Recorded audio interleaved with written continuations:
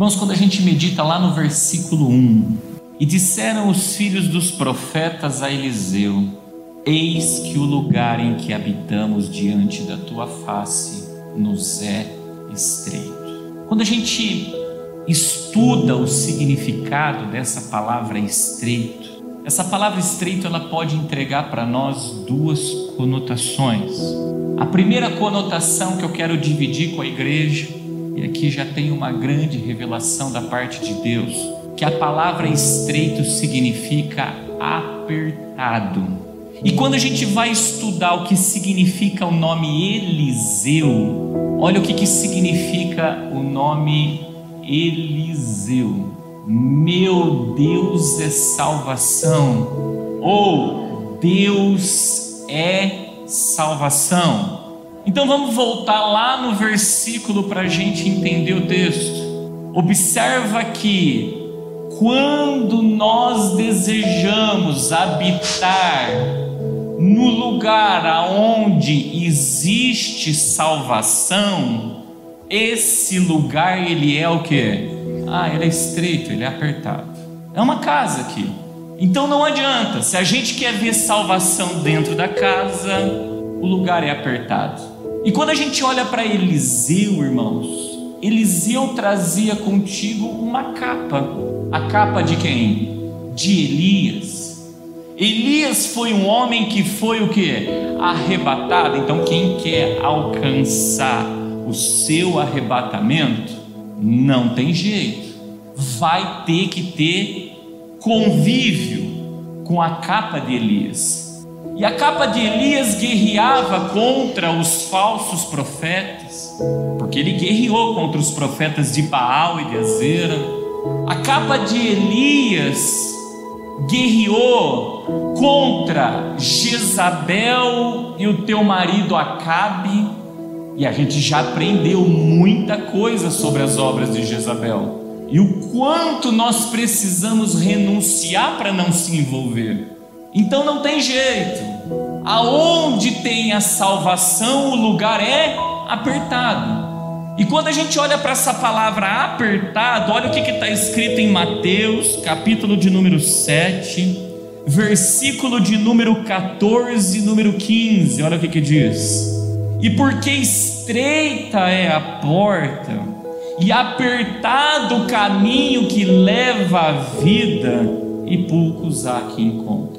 Se Deus é a salvação, por isso Ele veio trazer vida e vida em abundância. Então não adianta a gente ter expectativa de entrar dentro de uma casa e querer trilhar um caminho largo.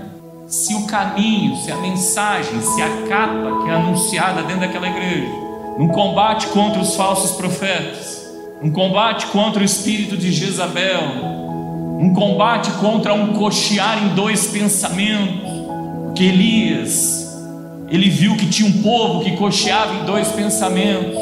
Se não trabalha para edificar um altar que agrada a Deus, vai ter salvação dentro dessa casa?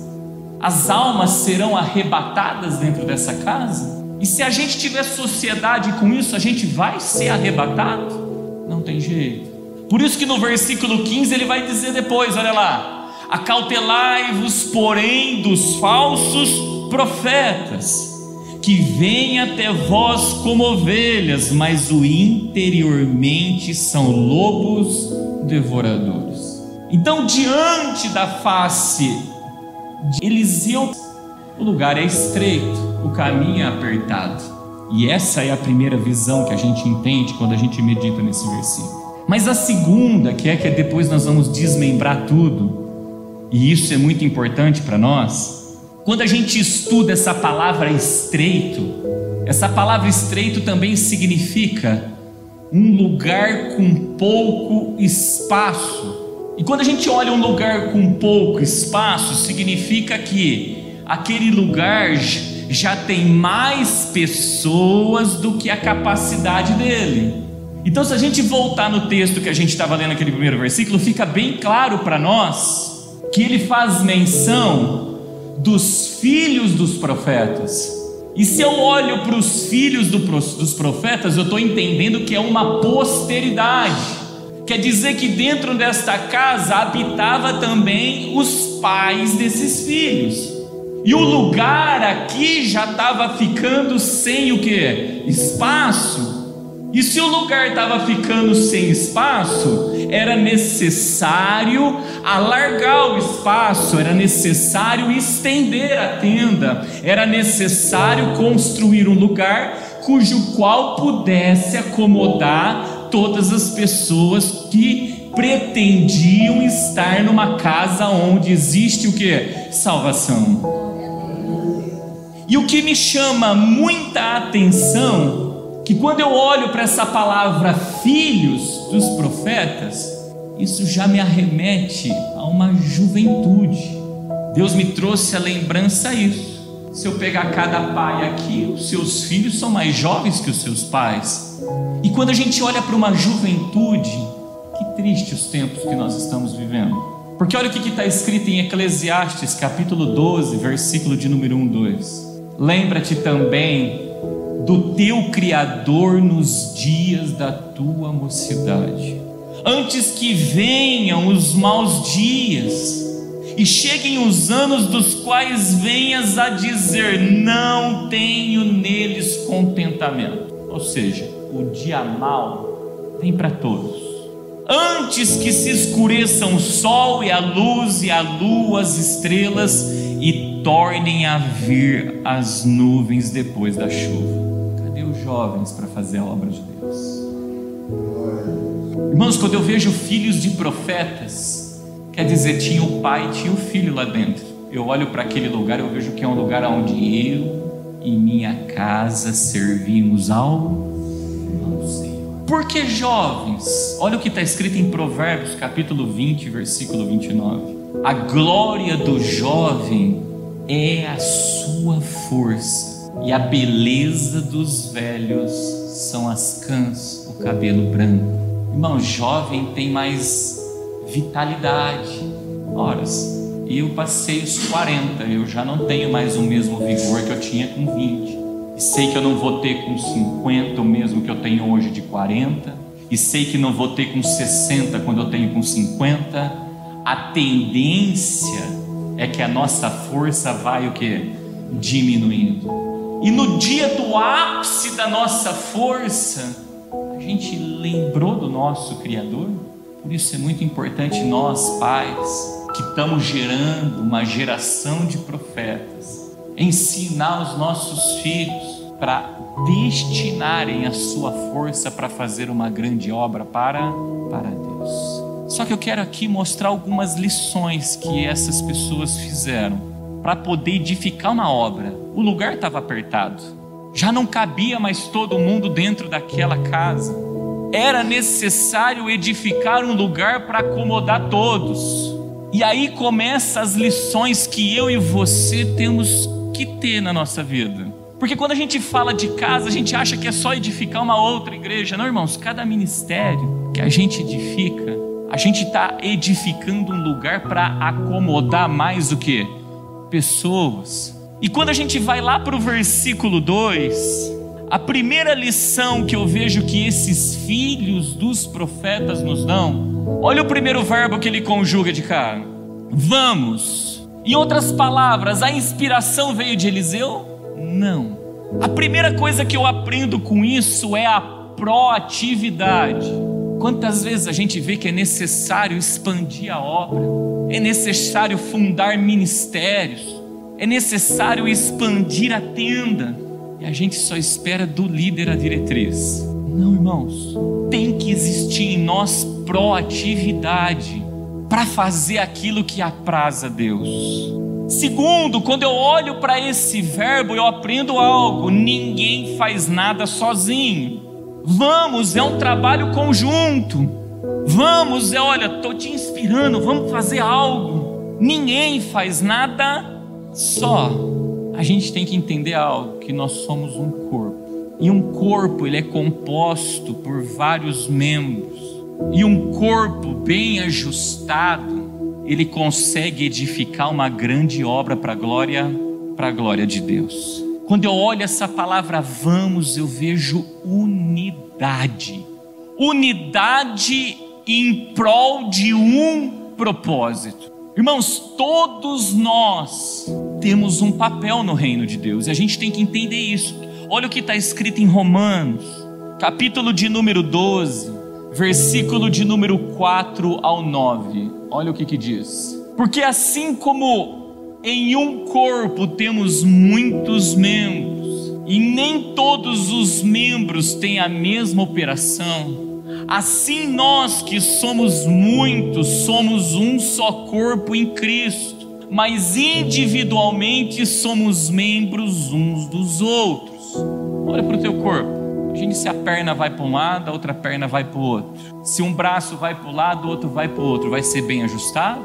Não. Aí ele continua: de modo que, tendo diferentes dons, segundo a graça que nos é dada, se é profecia, seja ela segundo a medida da fé, se é ministério, seja em ministrar, se é ensinar, haja dedicação ao ensino, ou que exorta, use esse dom em exortar, o que reparte, faça com liberalidade, o que preside com cuidado, o que exercita misericórdia com alegria, o amor seja não fingido, aborrecei ao mal e apegai-vos ao bem. Nós vamos entender ao longo desse texto que nós estamos meditando, que todos nós temos uma ferramenta. Deus me chamou para presidir, e eu tenho que fazer com quê? Com cuidado. Deus me chamou muitas das vezes para exortar, eu tenho que fazer da maneira correta. Deus me chamou para ministrar, seja no louvor, seja onde for que ministre. Então ninguém faz a obra sozinho, nós somos um corpo, e a palavra é vamos fazer uma obra onde Deus é a salvação. Quando eu continuo olhando para esse versículo de número 2, depois do verbo vamos, ele fala assim, pois até o Jordão. Irmãos, guarda algo. Quando a gente olha para a palavra Jordão, Jordão no hebraico significa o que desce, lugar onde se desce. Ninguém vai conseguir fazer uma obra onde Deus é a salvação se não descer. Lembremos lá do monte, cujo qual Deus bradou através da sarça ardente para Moisés. A primeira coisa, quando bradou lá, e Deus tinha uma grande obra para fazer através do ministério de Moisés, quando o anjo brada no meio daquela sarça que ardia em fogo, a primeira coisa que ele diz é: tira o calçado dos pés, porque o lugar que tu estás é terra o quê? Santa. E para tirar o calçado a gente já aprendeu, a primeira coisa que eu e você temos que fazer o quê? É descer. E quando eu olho para o Jordão, eu entendo o Jordão como uma terra que foi santificada a Deus. Aí você fala, como assim, pastor? Josué, quando vai tomar posse da terra prometida, e Deus abre o Jordão e todos passam em terra seca, Deus dá uma ordenança: edifica um altar de pedra no meio do Jordão, e edifica um altar de pedra à margem do Jordão. E essa casa onde vai ser edificada é num lugar cujo qual foi separado para Deus, foi edificado um altar para Deus ali. Irmãos, quando eu olho para o Jordão ele tem 3 nascentes, e dessas 3 nascentes formam um. E que nascentes são essas? É uma alegoria, por isso que Deus escolhe o Jordão para João Batista batizar as almas. As 3 nascentes é o Pai, o Filho e o Espírito Santo de Deus. Por isso que quando a gente batiza em nome do Pai, em nome do Filho e em nome do Espírito Santo. Logo, descer até o Jordão significa se humilhar diante da palavra o quê? De Deus. Por isso está escrito em Salmos 46, versículo 4 ao 5, olha lá: há um rio cujas correntes alegram a cidade de Deus, o santuário das moradas do Altíssimo, ou seja, teria um rio para alimentar aquela edificação. Que rio seria esse? Esse rio que alegra a cidade de Deus, o santuário das moradas do Altíssimo. Deus está no meio dela, não se abalará, Deus a ajudará já ao romper da manhã. Então quem quer fazer uma obra, ele tem que saber o lugar onde ele vai fazer, e ali tem que correr uma fonte de águas vivas, e tem que descer para poder fazer essa obra para a glória de Deus. Terceira lição, irmãos, quando eu olho para aquele versículo 2, ele diz lá assim, tomemos de lá, cada um de nós, uma viga, e façamos ali um lugar para habitar. Irmãos, quando eu olho para esse termo, para essa palavra viga, viga está totalmente atrelada com a prática da carpintaria, porque nós vamos entender depois lá no versículo 4 que a viga era de madeira. Então viga está atrelado à carpintaria, e viga só tem um propósito: servir de sustentação, servir de coluna. Logo, a primeira coisa que eu aprendo é quando eu for fazer uma obra, eu tenho que agir como um carpinteiro. E quem era carpinteiro? O nosso Senhor Jesus Cristo. Logo, todos aqueles que querem edificar uma casa onde Deus é a salvação, ele tem que imitar as obras que Cristo faz. E segundo, ele pegou essa viga, aonde ele pegou, meus irmãos? No rio que é Jordão. Ou seja, toda vez que a gente for colocar alguém de coluna na obra, essa pessoa ela tem que estar plantada junto ao rio Jordão. Irmãos, quem está plantado junto ao rio Jordão, ele está descendo continuamente, porque o Jordão significa aquele que desce, ou seja, ele tem sacrifício contínuo na tua vida. Quando a gente olha para o Jordão era um ribeiro de água. E quando a gente olha para um ribeiro de água, olha o que está escrito no Salmo de número 1, versículo de número 1 ao número 3. Bem-aventurado o homem que não anda segundo o conselho dos ímpios, nem se detém no caminho dos pecadores, nem se assenta na roda dos escarnecedores. Antes tem o seu prazer na lei do Senhor, e na sua lei medita de dia e de noite. Pois será como a árvore plantada junto aos ribeiros de águas, ao Jordão aí, a qual dá seu fruto no seu tempo, e as suas folhas não cairão, e tudo quanto fizer prosperará. Põe como coluna alguém que não está plantado junto ao Jordão. Não sustentará a obra, irmãos.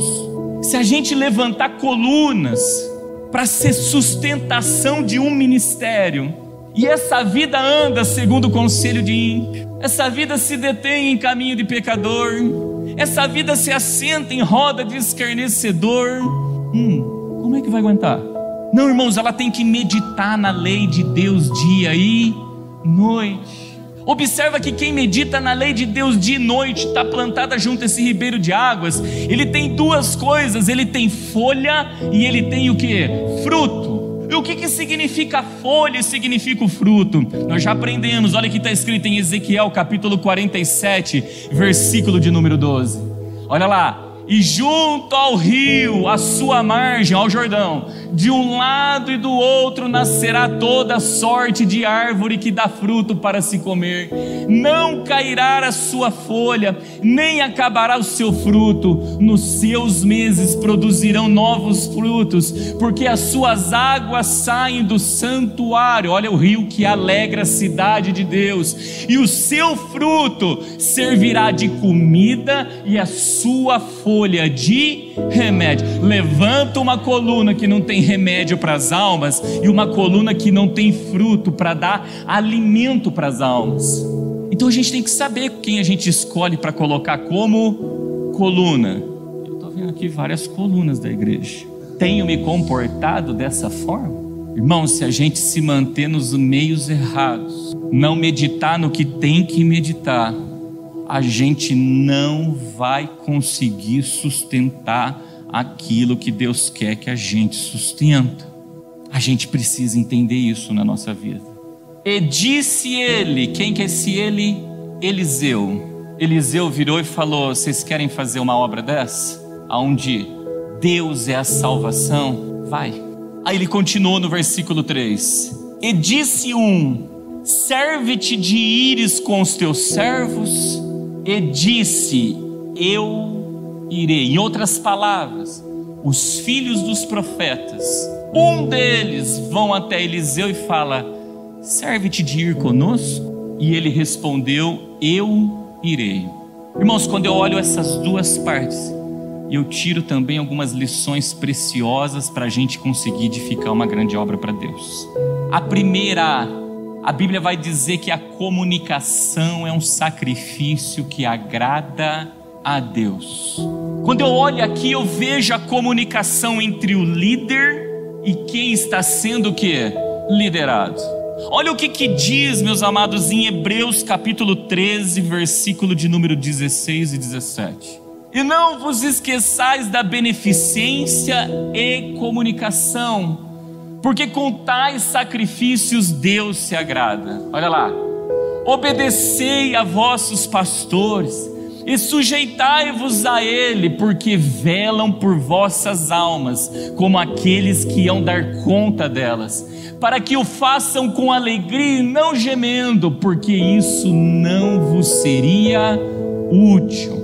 Olha o que está escrito em Romanos capítulo 13, versículo 1 ao 2. Toda a alma esteja sujeita às potestades superiores. Tem traduções que vai dizer às autoridades superiores, porque não há potestade que não venha de Deus, e a potestade que há foram ordenadas por Deus. Por isso, quem resiste à potestade, resiste à ordenação de Deus, e os que resistem trarão sobre si mesmos a condenação. Irmãos, existiu comunicação com a liderança. Tiveram uma ideia, exporam para o seu líder a ideia, e o líder deu o quê? A bênção. Vai. Quantos, irmãos, saem da casa, porque eles iriam sair da casa aonde eles estariam diante da face de Eliseu, e não fala nada para o seu líder? Ausenta do culto e não fala nada. Vai fazer alguma coisa cuja qual envolve a obra de Deus e não comunica, não fala nada. Tudo errado. Mas uma outra lição Deus me deu muito grande em cima disso. Porque quando eles dizem para Eliseu, fala: serve-te de te ires com o teu servo, ele disse: eu irei. Em outras palavras, o líder também tem que entender que ele tem que participar e tem que servir no meio. Não é só falar: vai que eu também vou contigo. Irmãos, olha o que está escrito em Lucas capítulo 22, versículo de número 25 ao 27. E ele lhes disse: o rei dos gentios dominam sobre eles, e os que têm autoridade sobre eles são chamados benfeitores. Mas não sereis vós assim. Antes o maior entre vós seja como o menor, e quem governa como quem serve. Chamaram Eliseu para servir. Aí ele diz: pois qual é maior, quem está à mesa ou quem serve? Porventura não é quem está à mesa? Eu, porém, entre vós sou como aquele quem serve.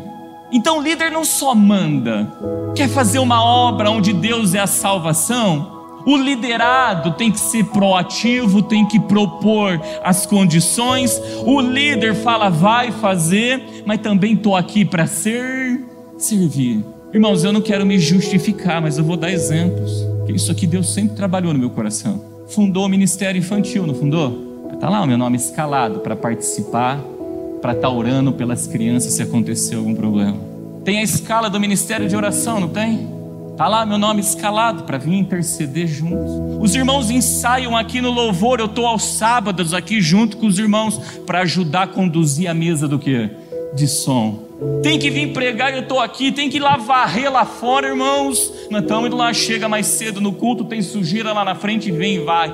Em outras palavras, para a gente conseguir fazer uma grande obra para Deus, aonde há salvação, tanto o líder como o liderado tem que existir a comunicação saudável e ambos têm que pôr a mão na massa. Ambos têm que pôr a mão na massa. A quinta lição, versículo 5. A viga era de madeira, no versículo 4 diz. Por isso que quem estava trabalhando era carpinteiros. E sucedeu que, derrubando um deles uma viga, o ferro caiu na água, e clamou e disse: ai, meu senhor, ele era emprestado. Irmãos, o ferro é a ferramenta. E nós já aprendemos que pela graça de Deus foi dado dons aos homens.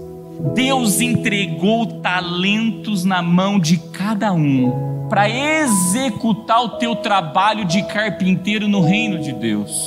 Quem foi chamado para ministrar? Ministre. Quem foi chamado para presidir?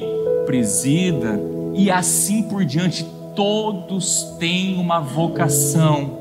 Todos têm um trabalho. Foi chamado para evangelizar? Evangelize. Só que aqui eu quero deixar uma palavra muito séria para nós. Cuidado com a ferramenta que Deus colocou nas nossas mãos. Por quê? Presta atenção nisso. Se porventura o ferro caiu, significa que ele perdeu a ferramenta. E se ele perdeu a ferramenta, quando a gente perde a ferramenta, irmãos, significa que eu interrompi a obra que eu estava fazendo. Ele já não conseguia mais cortar madeira. E se eu interrompo a obra no meio e não completo aquilo que eu coloquei as mãos, eu vou ser motivo de escárnio. Aí você fala, como assim, pastor? Olha o que está escrito em Lucas, capítulo 14, versículo de número 28 ao 30. Pois qual de vós, querendo edificar uma torre, não se assenta primeiro para fazer as contas dos gastos, para ver se tem com o que acabar?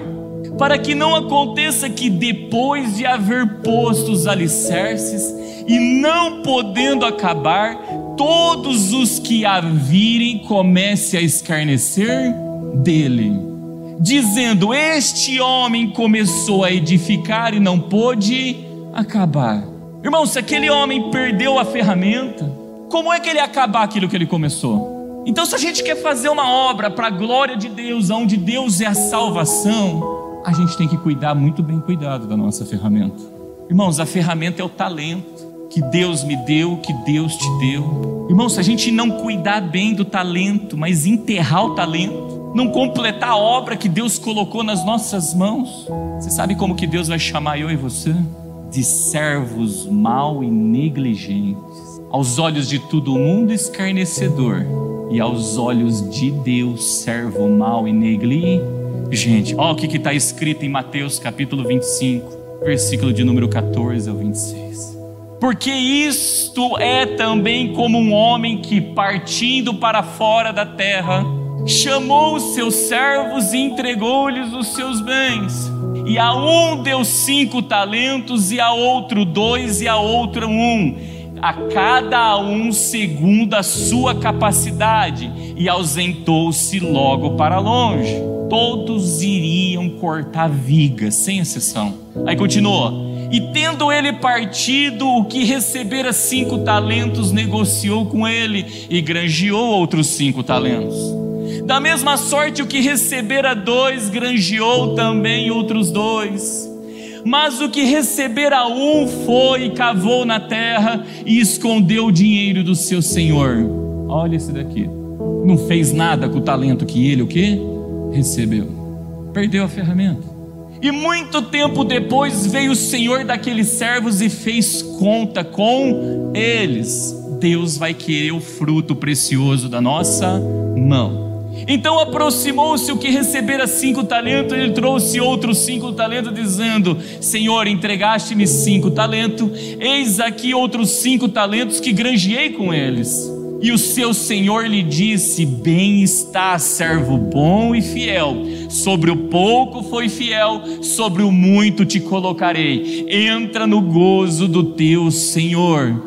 E chegando também o que tinha recebido 2 talentos, disse: Senhor, entregaste-me 2 talentos, eis que com eles granjeei outros 2 talentos. Disse-lhe o seu senhor: bem está, bom e fiel servo, sobre o pouco foste fiel, sobre o muito te colocarei, entra no gozo do teu senhor.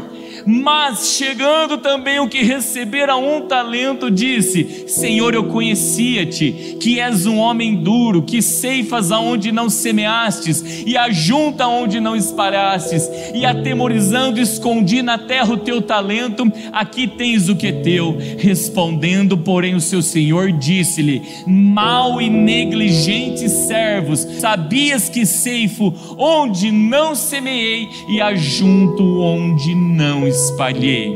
Irmãos, se a gente perde a ferramenta, a gente para a obra. Aos olhos de todos, esses nos escarnecerão de nós. Vai falar: isso aí quis fazer e não deu conta de. Aos olhos de Deus, Deus vai falar: eu te entreguei a ferramenta e esperava o fruto precioso dessa ferramenta que tu tens reservado, e para quem será? Aí eu não completei a obra que Deus o quê? Colocou nas minhas mãos. Olha para o apóstolo Paulo, pelo amor de Deus. O apóstolo Paulo disse: combati o bom combate, completei a minha carreira. Perdeu a ferramenta? Aí ele diz: guardei a fé, e agora o que está reservado para mim é a coroa. Servo bom e fiel. Irmãos, observa que o texto deixa claro que o que caiu foi o ferro. E isso me chamou muita atenção, porque se nós estamos falando aqui de um machado, essa tradução ela não mostra falando que essa ferramenta era um machado. Mas se você pegar outras traduções, vai dizer que era um machado. E o que ele perdeu foi a ponta do machado. E a gente tem que tomar muito cuidado com essas perdas. Porque olha o que está escrito em Deuteronômio capítulo 19, versículo de número 5 e 6. Como aquele que entrar com o seu próximo no bosque para cortar lenha, foram lá para cortar madeira, e pondo força na sua mão com o machado para cortar a árvore, o ferro saltar do cabo e ferir o seu próximo, e este morrer, aquele se acolherá a uma destas cidades e viverá, para que o vingador do sangue não vá após o homicida. Olha o problema, se eu não cuido bem da ferramenta. Estou aqui pregando a palavra, minha ferramenta está frouxa, porque soltou o ferro. Não estou tendo zelo com a ferramenta que eu estou manuseando. E porventura, da maneira como eu estou conduzindo aqui a pregação, saltar o ferro e atingir o meu irmão, Deus me chama de homicida. Olha o cuidado que a gente tem que ter com a ferramenta. Deus me entregou o talento, usa ela da maneira. Mas por que eu sou chamado de homicida se eu atingir o meu irmão? Olha o que está escrito em 1 João capítulo 3, versículo de número 15 ao 18. Qualquer que odeia seu irmão é homicida, e vós sabeis que nenhum homicida tem a vida eterna permanecido nele. Conhecemos o amor nisso, que ele deu a sua vida por nós, e nós devemos dar a vida pelos irmãos. Quem, pois, tiver bens do mundo e vendo seu irmão necessitado, lhe cerrar as suas entranhas, como estará nele o amor de Deus? Meus filhinhos, não amemos de palavra nem de língua, mas por obra e em verdade. Se a gente manusear a ferramenta da maneira errada, ou a nossa ferramenta estiver frouxa, se a gente não estiver tendo o zelo que tem que ter, irmãos, o que vai saltar de nós pode atingir o nosso irmão e o quê? E matar ele na fé. Dos males o menor, esse ferro caiu aonde? Na água, quer dizer, não feriu o irmão, mas feriu a palavra de Deus. Ferramenta mal cuidada, ferramenta manuseada de uma maneira que não compraz a Deus. Ou eu vou ferir a palavra de Deus, ou eu vou machucar o meu irmão. Então, por favor, vamos fazer uma obra em que há salvação dentro da casa, uma obra que é estreita aos olhos de Deus. Vamos cuidar bem da ferramenta que Ele nos deu, vamos segurar firme nela, porque ela pode cair, porque eu não cuido bem, eu não ponho firmeza, eu não seguro firme. Quanta gente, irmãos, Deus chamou para cantar e não tem zelo para cantar, Deus chamou para orar e não tem zelo para orar, Deus chamou para pregar e não tem zelo para cuidar. Quantos, meus irmãos, que não estão cuidando bem da sua, e quando fazem, machuca a palavra ou machuca o teu. Você quer ver um exemplo de machucar a palavra? A iniquidade machuca fere a palavra de Deus, fere a palavra de Deus. Ei, Deus entregou um ministério, te chamou para ser coluna num propósito. Segura firme e cuida, dá uma olhada o tempo todo, dá uma olhada, deixa eu ver como eu estou fazendo, deixa eu ver se a minha ferramenta está em ordem, deixa eu ver se o jeito que eu estou conduzindo, o jeito que eu estou fazendo, eu não estou ferindo a palavra e não estou ferindo os meus irmãos. Uns perdem a ferramenta porque cansa de manusear. Já não quero mais fazer. Isso aqui não é para mim não. Começou uma obra e não terminou. Perdeu a ferramenta. Quantos que já não fazem nada mais para o reino? E por que não fazem nada? Porque perdeu o quê? A ferramenta. A sexta lição que eu tiro quando eu medito nesse texto, versículo conseguinte: e disse o homem de Deus, onde caiu? E mostrando-lhe ele o lugar, cortou um pau e lançou ali, e fez flutuar o ferro. E disse, levanta-o. Então ele estendeu a sua mão e tomou. Irmãos, presta atenção. Todos nós estamos sujeitos a um dia cansar. Todos nós estamos sujeitos a um dia faltar com zelo, a um dia perder a ferramenta que Deus colocou nas nossas mãos. Mas quando isso acontecer, a primeira coisa que eu digo, a gente tem que ser humilde para entender que a gente perdeu a ferramenta. A segunda situação que a gente tem que saber, olha a pergunta do profeta: onde caiu? Em outras palavras, o que é que eu e você fizemos de errado, que porventura levou a gente a perder a ferramenta? No que faltou zelo? No que faltou cuidado? No que faltou a gente colocar toda a nossa força para poder realizar aquela edificação que Deus esperava que eu e que você fizesse? Quando eu olho para esse contexto, irmãos, eu lembro que está escrito em Apocalipse capítulo 2, versículo de número 5. Olha o que está escrito lá, Apocalipse capítulo 2, versículo número 5. Lembra-te, pois, onde caíste, e arrepende-te e pratica as primeiras obras. Ou seja, volta ao primeiro amor. Quantos que chegam dentro da casa de oração, por exemplo, já não estão fazendo mais o quê? Nada para o reino. Aí a gente procura entender, deixa eu ver o que essa pessoa fazia e o que ela não fazia mais. Você sabe o que a gente quer entender? Onde caiu a tua ferramenta? Onde caiu que eu quero te ajudar você a encontrar? E uma vez que você encontrar, você toma posse dela e volta a exercer o teu ofício de carpinteiro para a edificação da obra de Deus. Irmãos, presta atenção, observa que Eliseu, ele lançou um pedaço de pau, diz ali. Se você buscar outras traduções, vai falar que ele pegou um galho, um ramo de uma árvore. E quando a gente olha para um ramo de uma árvore plantada junto a um ribeiro de água, quando a gente pega esse ramo, esse galho, ele vai ter ali nele folha, e ele vai ter nele o quê? Fruto. Em outras palavras, ele vai vir com remédio para sarar a dor, e ele vai vir com um alimento para te dar força e falar: ei, perdeu, volta, vamos fazer, vida que segue. Deus tem uma grande obra para fazer através da sua e da minha vida nessa terra de vivência. Isso é missão de líder. Está na frente de um ministério, viu que o irmão perdeu a ferramenta, ou seja, viu que o irmão já não está mais trabalhando para a edificação de uma casa onde existe a salvação, porque Eliseu estava trabalhando. E quando eu olho para Eliseu, Eliseu significa o quê? Deus é salvar.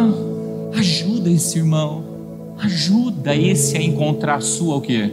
Ferramenta. Irmãos, quando a gente chega aqui e fala assim: irmãos, a partir de agora a igreja vai abrir com 40 minutos de antecedência, que a gente vai estar com todos os instrumentos em ordem, tudo colocado. Sabe o que é isso? É não deixar o machado frouxo, o ferro frouxo no pedaço de pau. É estar firme, pronto, preparado para poder realizar uma grande o quê? Mas se eu não tenho esse zelo com a ferramenta que eu vou fazer, a hora que eu começar a fazer, sabe o que vai acontecer? Vai voar o ferro, irmãos. E a hora que o ferro voar, ou ele vai ferir a palavra de Deus, ou ele vai ferir algum irmão dentro do quê? Dentro da casa. Aí eu te pergunto, Deus é a salvação dentro daquela casa? Ou Deus daquela casa é o Deus da morte, que veio matar, roubar e destruir?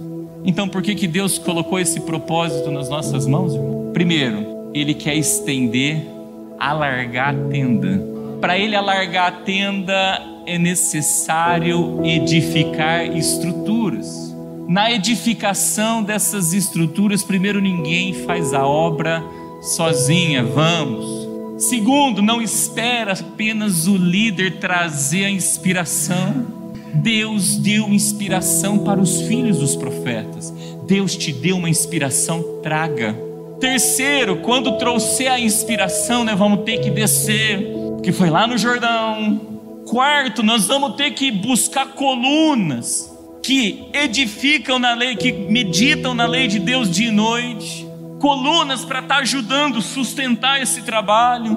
Colunas que tem remédio, que tem alimento, para poder cuidar do trabalho. Nós vamos ter que ter uma comunicação saudável. Quantos ausentam da igreja, irmãos? E não avisam seus pastores que estão o quê? Ausentando. Sabe quando vai ser abençoado? Não pode.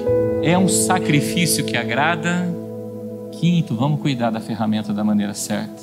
Porque se a gente não cuidar, ou a obra vai parar pela metade e vai ser motivo de escárnio, ou a gente vai chegar naquele grande dia e Deus vai pedir para nós o retorno do talento que Ele nos deu, e a gente vai se apresentar como um servo mau e negligente, ou a gente vai manusear de tal maneira que Deus vai olhar para nós e vai falar: esse é um homicida, esse não ama a Deus sobre todas as coisas, e não ama o teu próximo como a ti. Mas quando alguém, ou se em algum momento nós perdermos a ferramenta, nós, entre irmãos, nós temos que ajudar um ou outro a encontrar a tua ferramenta e falar: volta às práticas do primeiro amor e vai fazer o que você fazia para a edificação da casa de Deus, para a honra e glória do teu nome. Amém, irmãos?